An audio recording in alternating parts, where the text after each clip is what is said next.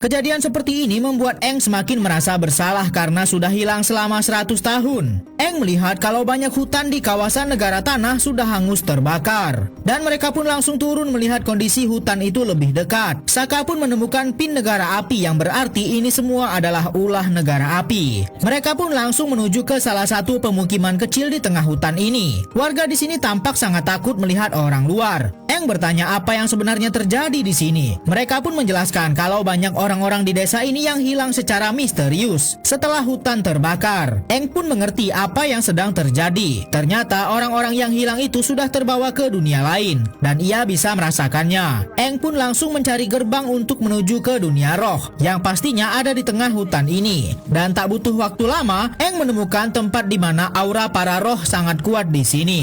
Sebagai seorang avatar yang bisa masuk ke dunia roh, Eng pun mencoba bertapa dan berusaha masuk ke dunia roh di hutan ini. Namun Katara dan Saka malah mengganggu konsentrasinya. Setelah cukup lama bertapa, akhirnya Eng berhasil masuk ke dalam dunia roh. Namun anehnya Katara dan Saka juga ikut terbawa ke dalam sana. Eng berkata gerbang dunia roh di sini terlalu kuat sehingga mereka pun bisa ikut terbawa. Selagi avatar dan teman-temannya kini sedang berada di dunia roh, Zuko dan armada lautnya masih terus melanjutkan perjalanan untuk mencari avatar. Dan salah satu awak mendapat informasi ada seorang pengendali air terlihat di salah satu desa dekat sini. Dan Zuko tahu kalau itu adalah Katara. Akhirnya Zuko dan pamannya pun langsung mendatangi desa kecil di tengah hutan ini. Tampak semua orang sangat benci melihat mereka. Bahkan walaupun Zuko sudah memberikan uang pelicin, tetap saja tidak mendapat informasi apa-apa. Avatar sangat kaget sekali melihat ada roh burung hantu raksasa di depan mereka.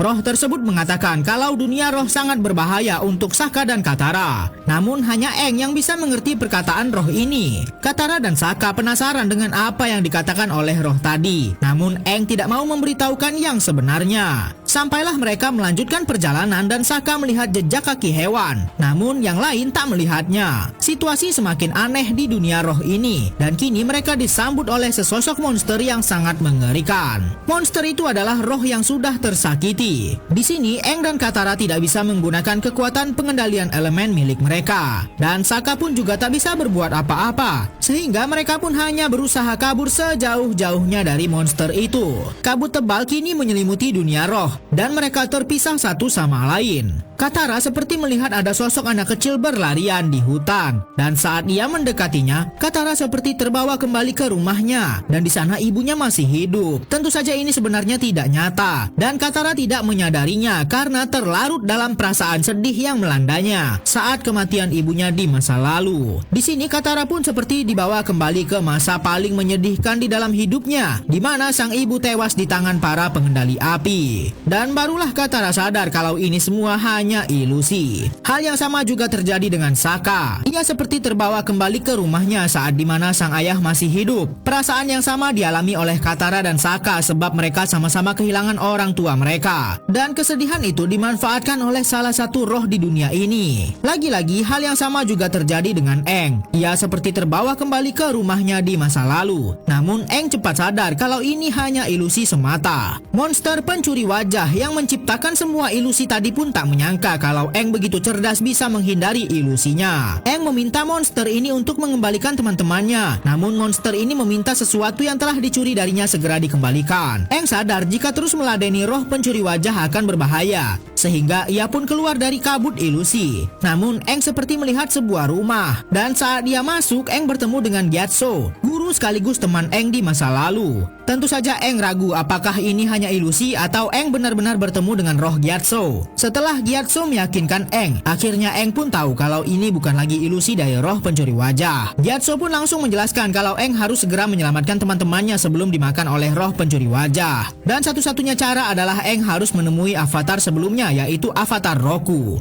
Avatar sedang berada di dunia roh dan teman-temannya sedang diculik oleh roh pencuri wajah yang sangat mengerikan. Di dunia roh, Eng pun mendapat petunjuk dari gurunya kalau ia harus mengembalikan apa yang telah dicuri dari roh pencuri wajah. Dan satu-satunya tempat Aang bisa mendapatkan barang itu adalah di kuil avatar Roku yang terletak di negara api. Zuko masih terus mencari avatar, namun ia tak mendapat informasi apapun dari warga desa ini. Ia tampak sangat kesal karena ternyata semua orang sudah tahu tentang avatar. Namun ia tak sengaja bertemu dengan hewan aneh yang ditunggangi oleh seorang wanita pemburu bayaran. Karena semakin banyak orang yang memburu avatar, pamannya pun menyarankan untuk membayar saja wanita pemburu itu agar mereka bisa cepat menemukan avatar. Zuko harus cepat membawa avatar kembali sebab di negara api kondisi semakin memanas sebab sang Raja Api Ozai sudah mulai memerintahkan Azula untuk mengumpulkan pasukan lain demi mempercepat penangkapan avatar. Tapi di akhir perintahnya, Raja Api malah menghina putrinya sendiri dan membanding-bandingkannya dengan Zuko. Putri Azula pun tampak sangat kesal sekali melihat pencapaian Zuko abangnya. Ia tak terima karena jika Zuko berhasil menemukan avatar,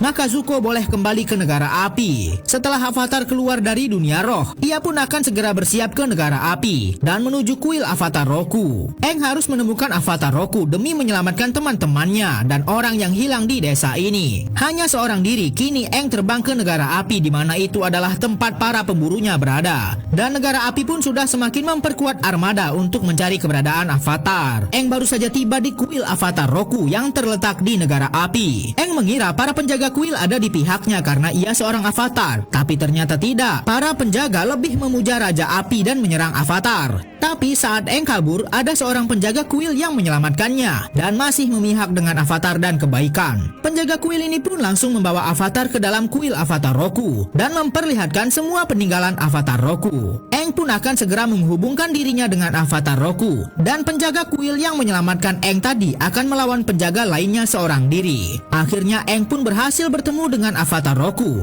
yang merupakan pendahulunya. Aang menemui Roku karena ingin meminta petunjuk untuk menghentikan roh pencuri wajah yang sudah menculik Sokka dan Katara. Roku pun berkata cukup kembalikan saja apa yang sudah pernah Roku ambil dari roh pencuri wajah. Aang pun langsung kembali ke dunianya dan mengambil patung kecil yang merupakan ibu dari roh pencuri wajah yang pernah diambil oleh Roku. Saat Aang akan keluar dari kuil avatar Roku, ia melihat semua penjaga kuil pingsan dan tak sadarkan diri. Dan ternyata pemburu bayaran yang dikirim oleh Zuko berhasil menemukan Aang. Pemburu bayaran itu langsung menyerahkan Aang kepada Zuko yang sudah membayarnya. Pamannya pun langsung akan membawa Aang ke kapalnya. Namun dalam perjalanan, Aang terus ngoceh-ngoceh saja, sedangkan Zuko hanya mengabaikannya. Sebab ia tak ingin lagi mengecewakan ayahnya sang Raja Api. Zuko benar-benar sangat diremehkan oleh ayahnya pada zaman dulu. Bahkan saat Zuko diajak dalam rapat membahas strategi penyerangan ke negara tanah beberapa tahun lalu, semua pendapatnya hanya dibantah dan disalahkan. Oleh karena itu, Zuko benar-benar ingin membuktikan kepada Raja Api kalau ia layak diperhitungkan dengan membawa avatar ke negara api.